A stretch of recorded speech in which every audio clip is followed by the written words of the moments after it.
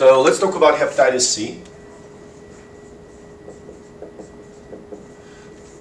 It is positive single-stranded RNA virus which has an envelope.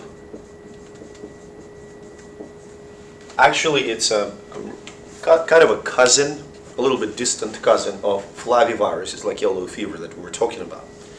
No, so Hep C infects liver, obviously, and it results in hepatitis, inflammation of the liver, which can become chronic, and in the long-term perspective, in certain percent of population, certain percent, not everybody, can lead to cirrhosis. And again, in some people who develop cirrhosis may end up developing into the liver cancer. So I want just, to have a balanced view here. Hepatitis C is a huge problem, but there is a certain percentage of people who get infected and clear the virus completely. Some people just develop chronic hepatitis. In some people will become cirrhosis, and I believe it's about 20 to 25%. It's going to end up being liver cancer. Makes sense, right? So, transmission routes.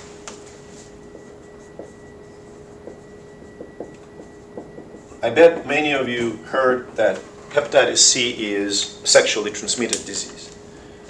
It is not. Okay? Hepatitis C main transmission route is bloodborne. Also can be transmitted vertically, but different story. Let's talk about blood transmission. So, when we say the disease is transmitted via blood, it immediately implies that people who use intravenous drugs are at the higher risk. So the best way to mitigate hepatitis C outbreaks in this population is to give clean, disposable syringes to those folks. We have multiple examples when these programs were cut off. Indiana or Russia, they did that, and it was one of the most idiotic and cruel moves that I've ever seen in my life. Because rates just skyrocketed. One of the biggest sexual transmission, there was a study when they observed about 100 couples. In each couple, one partner was Hep C positive, one was Hep C negative. Makes sense, right? And they observed them over a year, no transmission. So it can be transmitted sexually, but it is extremely rare. So the common way is blood transmission. One of the biggest problems with hepatitis C, there is no good animal model. Probably chimpanzee would work, but working with chimpanzee this work is full of regulatory hurdles and very hard to grow in culture. So it's a whole pain in the ass to cultivate the virus, which kind of explains, if virus is hard to cultivate, it explains why there is no vaccine. Interestingly enough, we probably don't need it because there are very effective treatments.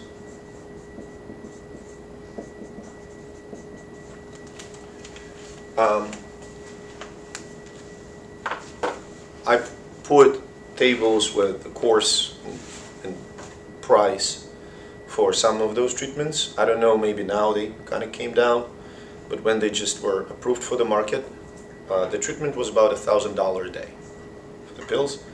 They're very effective. 99.5% of people treated, they show no signs of virus after the full course. Actually, 3 guys who led the field in studying Hep C and developing therapies, they got Nobel Prize last year. So, interestingly enough, since hepatitis C is entirely human virus, if we hypothetically treat every person in the world who has hepatitis C to completion, we can eradicate this virus completely. So Money is the question, of course. Make sense so far? Okay. Now I'm going to throw Norovirus in the same video. For some reason, I just like this little virus. It's fun. It's not too bad. It's actually named originally after the city of Norwalk in Ohio, about an hour west.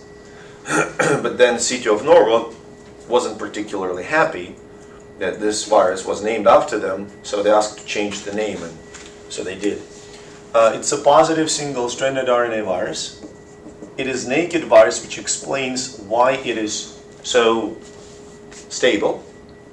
And it's the leading cause of gastroenteritis in the United States. I have some statistics in the notes. I don't remember the numbers from top of my head, but we're talking about like 170 million cases a year, which is an enormous number. Interestingly enough, very few people die. Either very elderly people or very little kids, in which it's really hard to monitor hydration, and they basically die of dehydration, of shock. Does that make sense? So mortality is, for an adult, the infection would look like 2-day gastroenteritis. Other folk names for this disease is two-bucket disease, because you will need 2 buckets to manage it. Winter vomiting bug, okay? And in 2 days you're going to be, like, there's no treatment, there's nothing you can do about it. So what's interesting, I think, about this virus? First of all, it has very low infectious dose.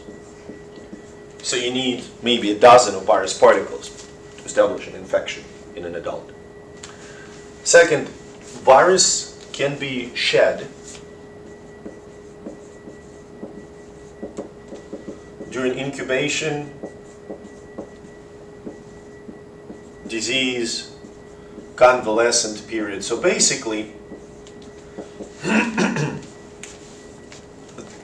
why it's one of the most successful viruses if you think about it.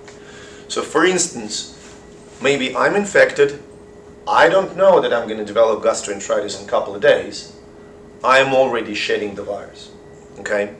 I'm sick, yeah, sure. By the way, vomiting is the great way to distribute it because of all the aerosol. Virus gets on every surface and then we touch those surfaces. But convalescent, this is the notorious nature of this virus. So I'm going to kind of put some scare in your hearts.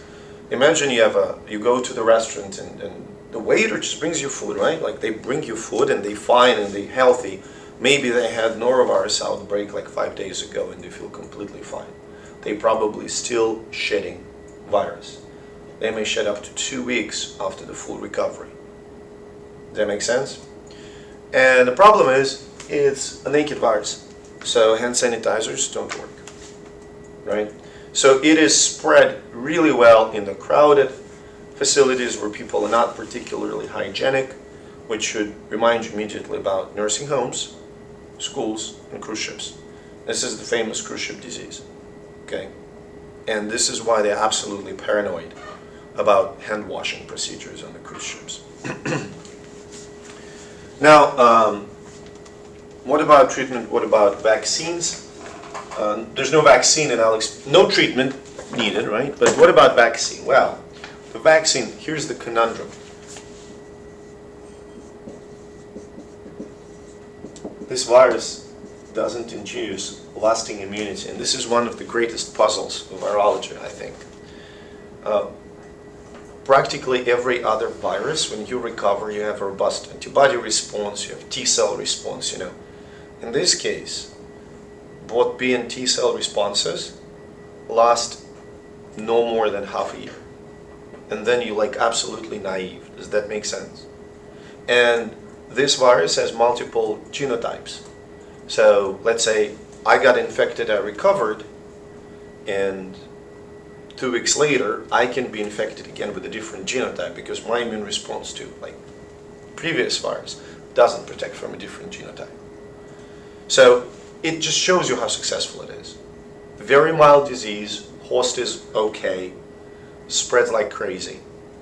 Make sense? Good?